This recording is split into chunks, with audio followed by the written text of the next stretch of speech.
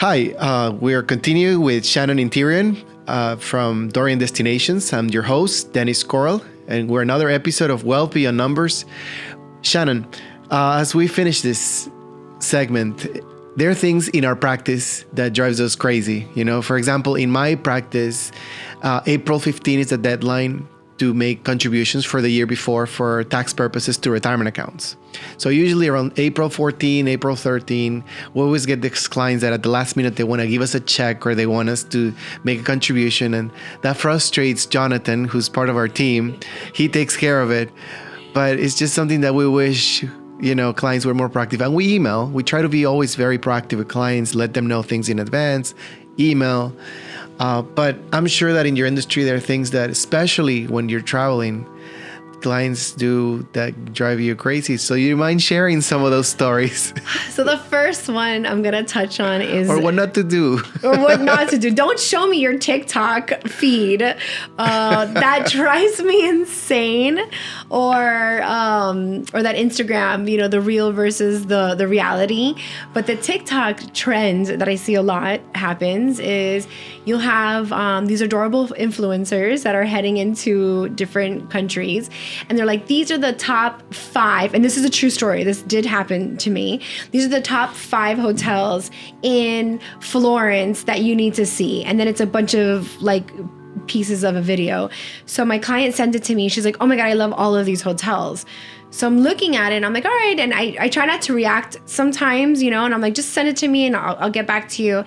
And I'm looking at, and one or two hotels were familiar, and I'm looking and I realized that out of the 6 hotels, that they were just the same hotel, just reversed the names. So it was like Hotel Hema, but it was really Hema Hotel. Like, and they kept like they were playing on the words, and it was just the same 3 hotels in the TikTok slide, but it was 5 hotels or 5 or 6 hotels were given on. So it wasn't even, those hotels it wasn't that. And I'm like, oh my God. And I'm like, okay, you know, and the one hotel wasn't even in the town. And so a lot of it is they're stealing ideas and stuff. Or I got another one recently, like, oh, I want to go to Whistler, Canada.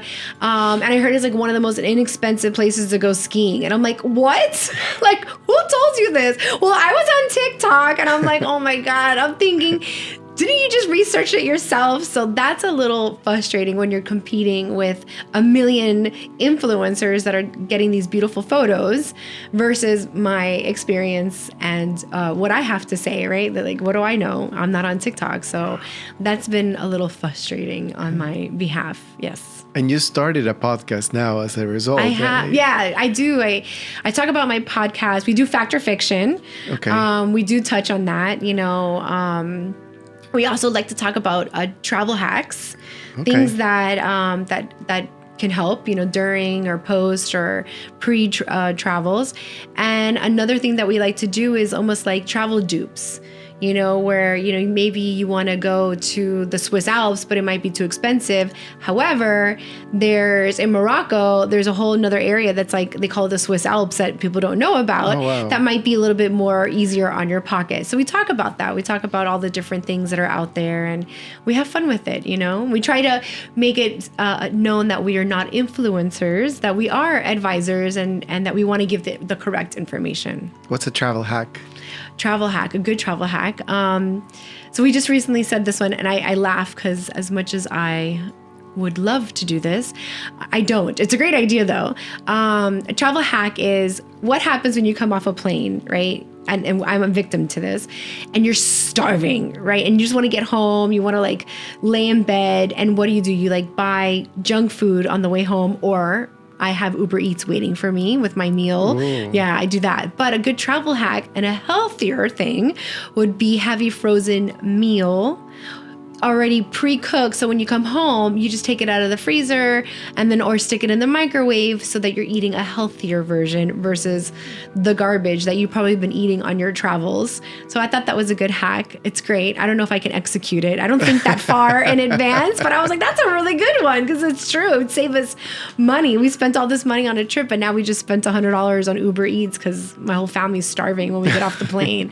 So I like that one. And I travel. I do a lot of wine bottles. And this was a good one. Diapers. baby diapers and you just put it around the wine bottle so that... That's smart. Yeah. So you don't break them. So you don't break them. Yeah. That's a cool one. I travel a lot with wine bottles, so that's why I thought that was wonderful.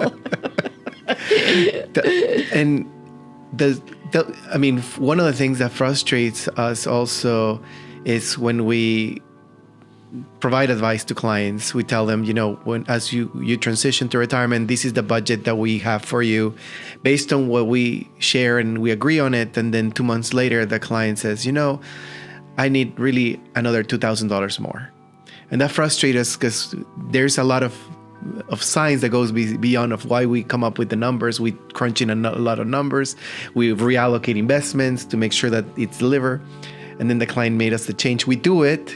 But does that happen to you when clients go against your advice? Yes. And what do you do? You have to be patient. And I know it's frustrating, and I do say I thank God for being a teacher, because I've dealt with children for 20 years, and adults are children too, right? Like we think we know, we want to do everything ourselves, right? That's something that's in us from day one, and it is frustrating. I try to just be as calm as possible and just say, okay, well, let's see how to fix it, and and I can get mad, or I can say, I told you so, right? Like, that's what I really want to do. But we're human, right? We always think that we're trying to get the better deal, or somebody's trying to get something out of us. That's just the way we are. But it is frustrating. And I've had that happen. I had a client that didn't want my services. And then she called me when she came back from her trip, and she said, I can't believe I didn't listen to you. It was such a waste of my time. It was an Instagram thing that she wanted to see. And I was like, I don't know if it's really worth it. Like, you limited on time. And she's like, I should have listened. She didn't even hire me. She just wanted to call and tell me this. And I was like, thank you. Like, it was like, so it's hard. It's hard. People don't know what they don't know. And so, they're going to believe something that they see versus us sometimes, right? I guess they have to learn, right? We all have to learn. We all make mistakes, right? Yes, we do. I think one of the things, as I'm learning, as I'm doing this podcast, is when you travel, no pun intended, when you travel the road with someone that's been there 1,000 times, it gives you a lot of confidence and a lot of peace of mind. I've been doing what I do for 20 years. So as I help clients transition to retirement, I can tell them with confidence, I've done this before. I've gone through the ups and downs of the market. I've gone through the different market crashes that we had in 2008. We had COVID. We had different times of uncertainty. And clients are still retired. They're still living their lives. They're still okay. And they can sleep well. And I think you do the same.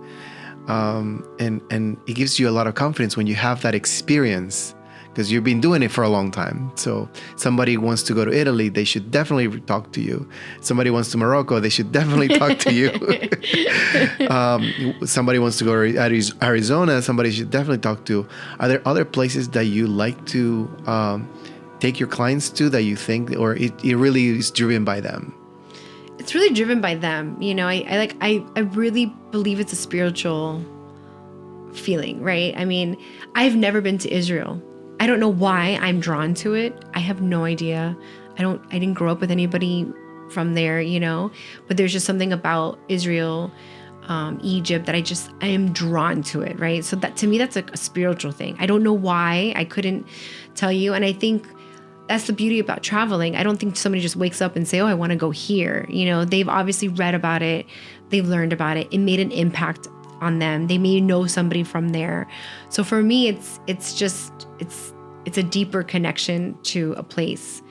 And I love that. I love that people are driven to do that. And if I'm able to help them execute that plan, then that makes it even better. But it comes from them. It's deep down inside. I think it's a personal being. I mean, I've had people tell me they want to go a place, and I'm thinking, why? But I do it, like maybe they get something out of it that I won't be able to. We're all different. And I'm learning from them too. I love that. I see. That's pretty cool. Yeah, I would love to go to Israel. It's actually in my bucket list. Right, like of why? places. Like this is something, right? It's just something in you that you just feel like. Yeah, it's a spiritual trip. It's the Holy Land. Yeah. There's so much history and culture, and it's a place that I see myself going one day. And and for that, I'll definitely contact you so that you can help me book it. What things do also drive you crazy in your practice that you notice that clients do that you wish they knew or they should stop doing? The travel insurance that stresses me out. I don't sell travel insurance, but I offer it. There's a big difference there. Another supplier that we work with, there's several ones that I work with for travel insurance. It's important that you're making a huge investment, especially if this is a bucket list one, right? So you're putting everything you got. You've been planning this for years. And, maybe your bucket list trip is $30,000 and maybe your travel insurance is going to be, I don't know, $1,500. I have a lot of people say that they don't want to pay it. And I can't wrap my head around that because I'm thinking, well, you're just spending this $30,000 like it's nothing.